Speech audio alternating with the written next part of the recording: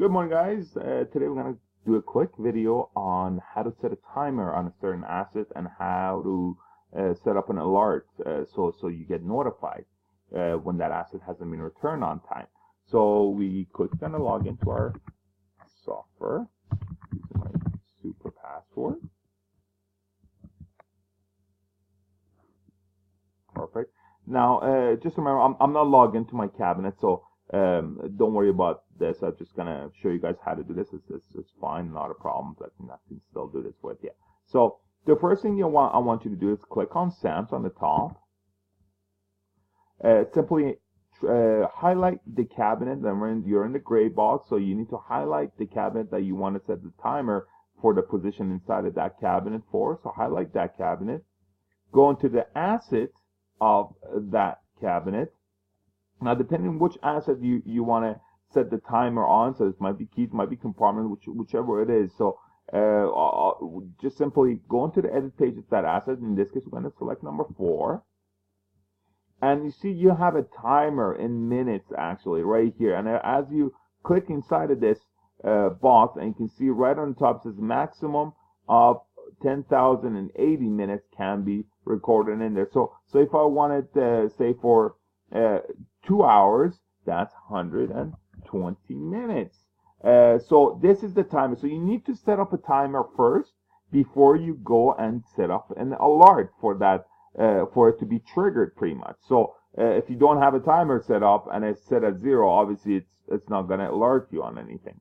You simply save that. Now your second step would be every time I want to get back to anything, I just click on SAMS on the top. Simply select your cabinet again, go into the alert page now, because now you want to set up an alert. Now, on the drop-down menu on the SAM log event, because that's the one that should be clicked. Some of you guys might have the alert only event on this side, so make sure you just change that to the SAM log. Do the drop-down and scroll down to the key timeout alarm. There you go. So just select that. So that's the alarm that I'm trying to set out. An asset is, you can have it on any asset. If you have multiple of these reports or these alerts on there, and they all pretty much, they can have different times. You just don't want to do multiple different alerts. You can just select any alert, any asset that is. So you can send it out for all you can, but it's just a certain position. Let's say this one's number 4. I'm just going to select number 4.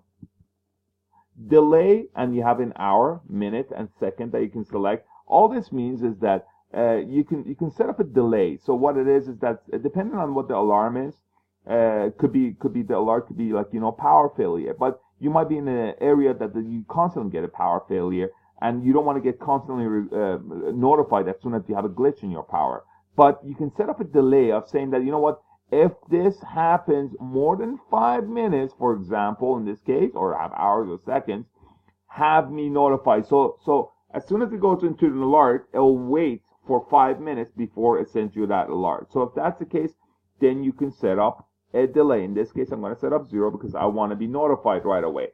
Actually, for the key timeout, key position, that might be something that you do want to have it set up a little bit of delay on. For example, if it's an 8-hour shift and you have it set up for 8 hours that they're going to have it out, well, usually when people want to return their keys, they might run into, a girlfriend of theirs or a personal that they're chit-chatting on the way to the key cabinet, and the timer bypasses, and then now you're going to get notified. So if you want to set up a 10 or 15 minutes delay, as far as for them to, go ahead, and you think they might have a little bit of delay on overlap for them to return their keys, you want to give that to them there, that this is where you can actually give it, like you say, it's a 15 minutes delay.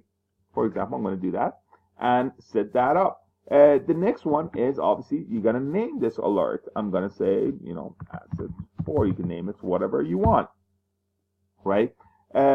Next one is frequency. Now, frequency, what this means is that you can set it up in hours or minutes. What that is that it will constantly send you the same alert within that frequency if it hasn't been cleared yet.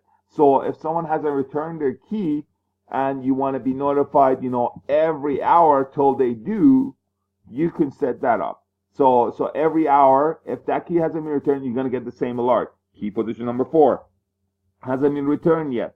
And obviously, it'll tell you who has it so you can go after them. But just so you know, so you might get that. So that's what the frequency is. I'm just going to set it up at 0. Time zone, it really depends if you have in a different time zone and everything else like that. But if you're not, don't worry about it.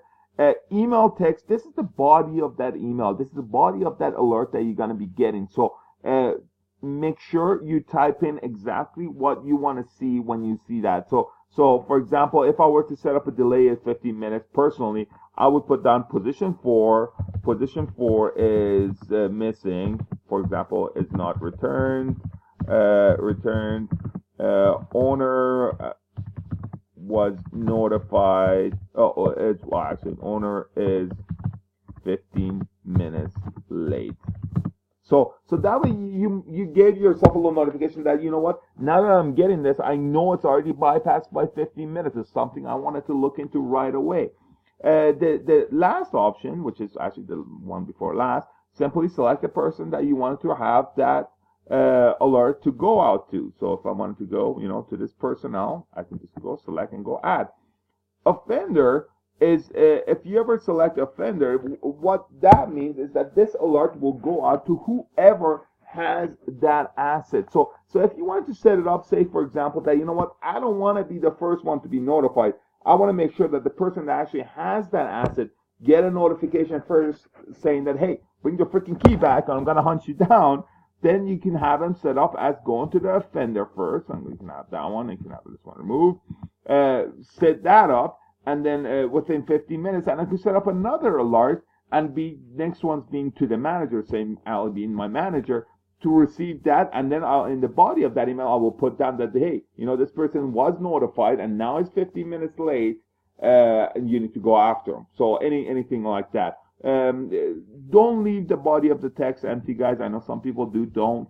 You never know when you're going to get the alert. So as much information that you can put in there is helpful, especially if it's like something like a power failure. Hey, put down the name and contact information of your electrician on site, just so you have it. So it's because, next thing you know, you're sitting in Bahamas and getting an alert on your power and you just don't know who to call or don't want to call. But either way, just make sure you have a lot of information in there. As soon as you've done that, just click on submit. The beauty of alert is here's the asset for one that we cleared.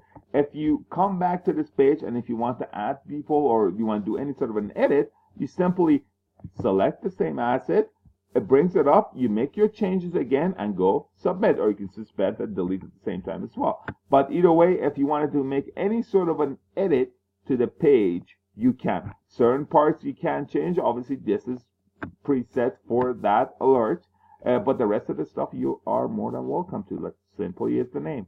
I hope this was helpful, guys. Thank you very much for watching and have a wonderful day. Cheers. Bye-bye.